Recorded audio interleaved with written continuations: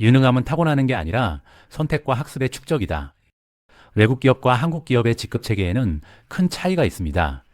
그중 하나가 바로 매니저라는 직책입니다. 한국에서는 부장, 차장, 과장, 계장이라고 부르는 대부분의 관리자를 영어권에서는 매니저라고 부릅니다. 한국에서는 간부라는 단어가 매니저와 비슷한 의미로 사용되기도 하지만 제가 생각하는 매니저의 역할과는 사뭇 다른 점이 많습니다. 그래서 이 글에서는 매니저라는 단어를 그대로 사용하겠습니다. 그렇다면 유능한 매니저는 어떻게 만들어질까요? 타고나는 것일까요? 오랜 경력이 쌓이면 누구나 좋은 매니저가 될 수 있을까요? 저는 운이 좋게도 직장생활 3년 차에 어시스턴트 나이트 매니저, 즉 야간 부당직 지배인이라는 명함을 가질 수 있었습니다. 총 22년의 호텔리어 경력 중 19년이라는 긴 시간을 매니저라는 타이틀과 함께 일했습니다. 프런트 오피스팀, 예약부서, 매출관리, 판촉부, 오퍼레이션 매니저, 그리고 총 지배인까지 다양한 성격과 역할을 가진 부서와 팀을 맡아 운영할 기회도 있었습니다. 개인적인 경험에 비추어 볼 때 직장인들이 유능한 매니저로 성장하기 위해 반드시 기억해야 할 것이 있습니다.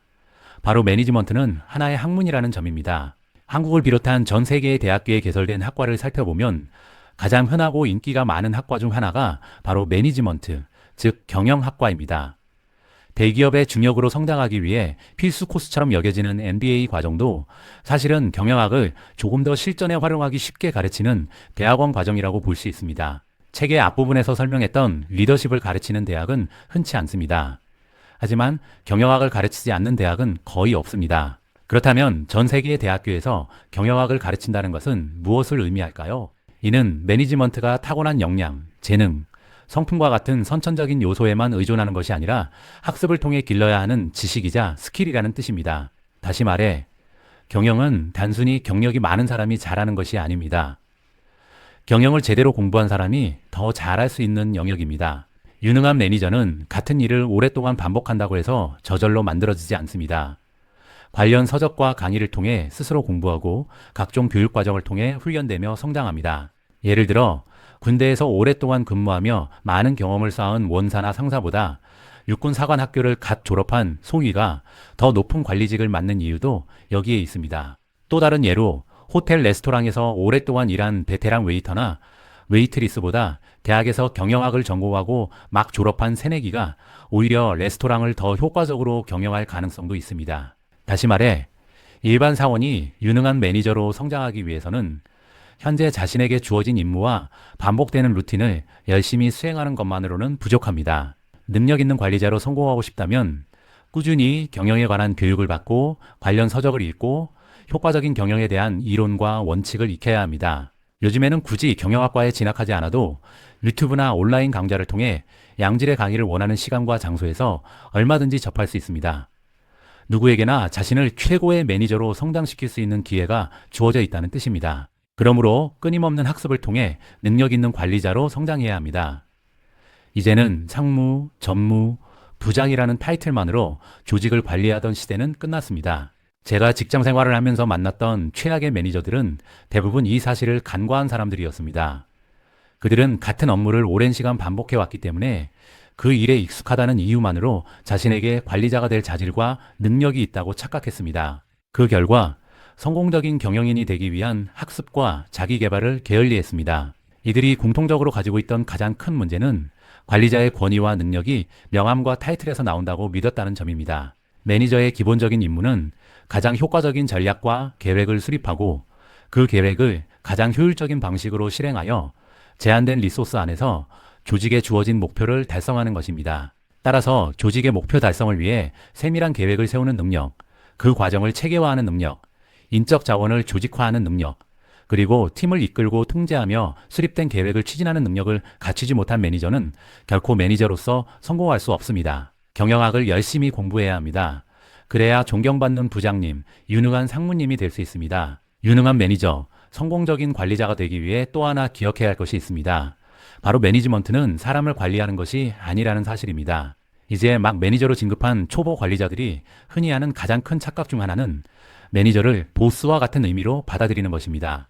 그래서 해야 할 일이 산더미처럼 쌓여 있는데도 정작 그 일들은 등한시한 채 자기 팀원들, 즉 사람을 관리하는데 모든 시간과 에너지를 쏟아붓습니다. 하지만 매니저가 관리해야 할 핵심 대상은 사람이 아니라 근무 시스템입니다. 매니저는 자신이 책임지고 있는 조직의 매출, 비용, 고객, 시스템, 안전 문제, 근무 절차, 스케줄, 필요한 장비 등 매우 광범위한 영역을 관리해야 합니다. 이처럼 많은 부분을 혼자 힘으로는 관리할 수 없기 때문에 팀원을 고용하는 것입니다.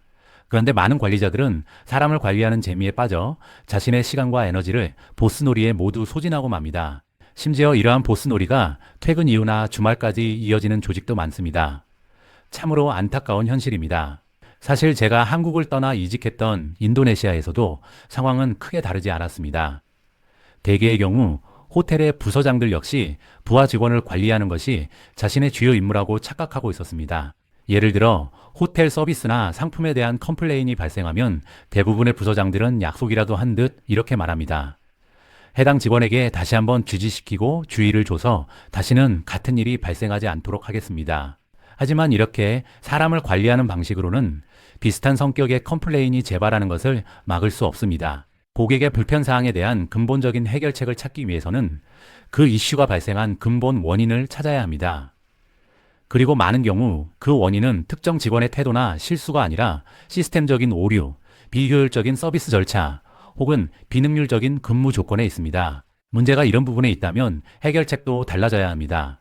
업무 방식을 바꾸거나 근무 환경을 개선하거나 담당 부서나 담당 직원을 조정하거나 장비를 교체 또는 보완하는 식의 근본적인 처방이 필요합니다. 그래야만 영구적이고 장기적인 개선을 만들어낼 수 있습니다. 저는 매니저로 일할 때 한 가지 신념을 가지고 있었습니다.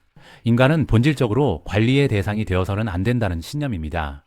사람은 본능적으로 자신의 시간을 관리하고 자신의 인생을 통제하며 자신의 행동을 결정하고 그 결과를 책임질 수 있을 때 비로소 삶의 의미를 찾고 행복해질 수 있는 존재라고 생각합니다. 따라서 매니저가 정말 해야 할 일은 자신의 조직과 부서에 속한 팀원들의 일거수일투족을 통제하고 지시하는 것이 아닙니다. 매니저가 해야 할 일은 팀원 각자가 자신의 능력을 최대한 발휘하면서 근무 성과를 극대화할 수 있는 조건과 환경, 그리고 가장 효과적인 시스템을 구축해 주는 것입니다. 그런데 전반적인 시스템을 관리할 능력이 없는 사람이 매니저 타이틀을 달게 되면 믿을 것은 타이틀밖에 없습니다.